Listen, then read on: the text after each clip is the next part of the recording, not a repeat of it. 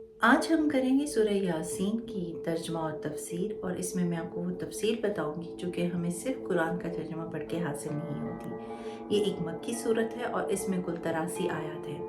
नबी करीम सल्लल्लाहु अलैहि वसल्लम ने इसे कुरान पाक का दिल बयान फरमाया है, और एक रवायत के मुताबिक नबी करीम सल्लल्लाहु अलैहि वसल्लम ने इरशाद फरमाया, जो कोई भी सूरह यासीन को एक मरतबा पढ़ता है उसे 10 कुरान पाक पढ़ने का सवाब हासिल होता है।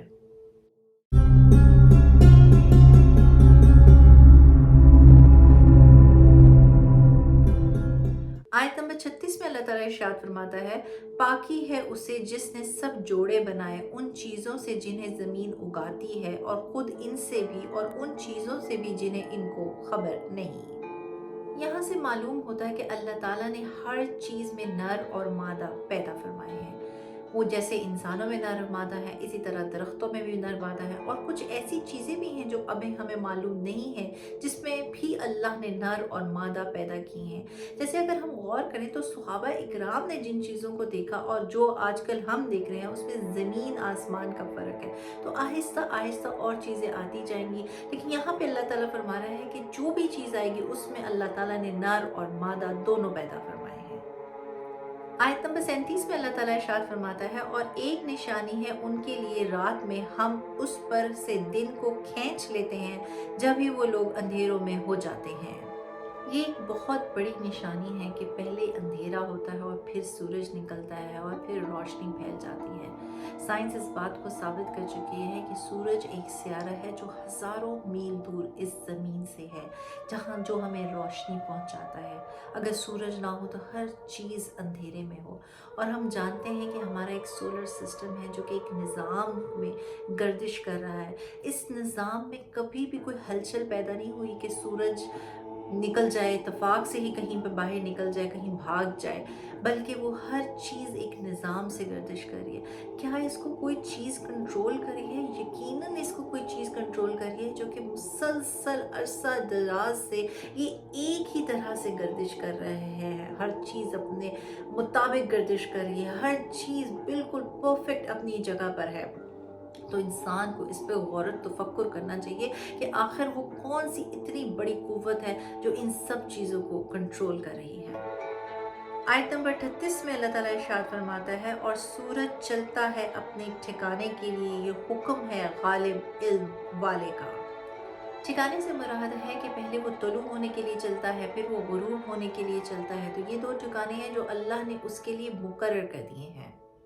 आयत नंबर 39 में अल्लाह ताला इरशाद फरमाता है, और चाँद के लिए हमने कुछ मंजिलें मुकर्रर की हैं, यहाँ तक कि फिर वो लौटता है जैसे खजूर की पुरानी टहनी। अल्लाह ताला ने चाँद के लिए 28 या 29 मंजिलें तय कर दी हैं, और इसी तरह वो अपना महीना मुकम्मल करता है।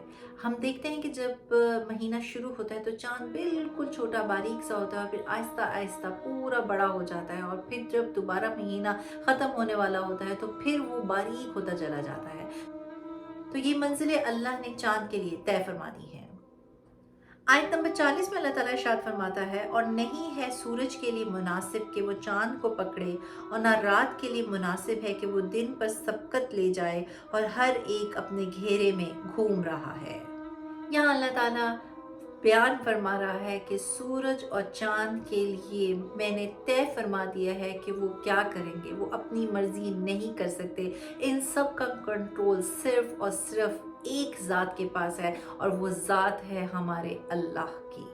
आयत नंबर 41 में अल्लाह ताला इरशाद फरमाता है, और इनके लिए एक निशानी ये है कि बेशक हमने उठाया उनकी औलाद को ऐसी कश्ती में जो भरी हुई थी। यहाँ अल्लाह ताला हज़रत नूह अलैहिस्सलाम की तरफ इशारा फरमा रहे हैं कि जब अल्लाह ताला ने उस ज़माने में तूफ़ान भेजा और पूरी दुनिया उस तूफ़ान की नज़र हो गई, और सिर्फ वो लोग बचे जो कि हज़रत नूह अलैहिस्सलाम की कश्ती में सवार थे, और फिर कायनात का निज़ाम उन मखसूस ग्रोह के लोगों से आगे बढ़ा जो कि हज़रत नूह अलैहिस्सलाम की कश्ती में मौजूद थे। और नबी करीम सल्लल्लाहु अलैहि वसल्लम के दौर में जो लोग मौजूद थे उन लोगों ने ये सुन रखा था हज़रत नूह अलैहिस्सलाम के बारे में, उनकी कश्ती के बारे में, और जो तूफ़ान आया था, और फिर किस तरह कायनात का सिलसिला आगे बढ़ा। आयत नंबर 42 में अल्लाह ताला इरशाद फरमाते हैं, और हमने बना दी इनके लिए उसी की मिसल कश्तियाँ कि जिन पर ये सवार होते हैं। इस आयत में अल्लाह ताला अपनी करम नवाज़ी का इरशाद फरमा रहा है कि जैसे जैसे इंसान को ज़रूरत पड़ती है, अल्लाह ताला उसके दिल में इल्हाम पैदा फरमाता है और वो अपनी ज़रूरत के मुताबिक चीज़ें ईजाद कर लेता है। आयत नंबर 43 में अल्लाह ताला इरशाद फरमाते हैं, और अगर हम चाहते तो उन्हें गर्क कर देते, तो ना कोई उनकी फरियाद को पहुंचने वाला होता और ना वो बचाए जाते। यहाँ अल्लाह ताला अपने करम का ज़िक्र फरमा रहा है कि अल्लाह ताला अगर चाहता तो उस बेड़े को भी डुबो देता, उन्हें भी गर्क कर देता, लेकिन अल्लाह ने उन्हें बचा लिया। और अगर अल्लाह ना चाहता कि उन्हें बचाए तो कौन था ऐसा जो कि आता और उनकी मदद करता। इससे साबित होता है कि उस ज़माने में भी बुत परस्ती थी, तो उस ज़माने में कोई बुत या उनका कोई भगवान सामने क्यों ना आया जो कि उन्हें बचा सकता। बल्कि हर चीज़ में, इस कायनात में तसर्रुफ़ करने का हक़ अगर किसी को है तो वो सिर्फ़ एक ज़ात है, और वो है अल्लाह की ज़ात। आयत नंबर 44 में अल्लाह ताला इरशाद फरमाते हैं, मगर हमारी तरफ से एक रहमत और एक वक्त तक नफ़ा उठाने देना। यहाँ अल्लाह ताला इरशाद फरमा रहा है कि दो चीज़ें ऐसी थी जिसकी वजह से वो लोग बच गए। एक तो ये थी कि अल्लाह ने अपनी रहमत नाजिल फरमाई, दूसरी ये थी कि अल्लाह का इरादा था कि वो उन्हें बचा ले, ताकि फिर उनसे आगे नस्ल बढ़े, उसमें फिर अम्बिया मबूस हों, लोग आए, उसमें अल्लाह ताला उनकी आजमाइश करे, नेक और बद का इम्तिहान हो, फिर क़यामत आए और अल्लाह ताला हिसाब व किताब करे और फिर जन्नत और दोज़ख अता फरमाए। तो ये जो था, ये अल्लाह का इरादा था, इस वजह से अल्लाह ने उन्हें बचाया।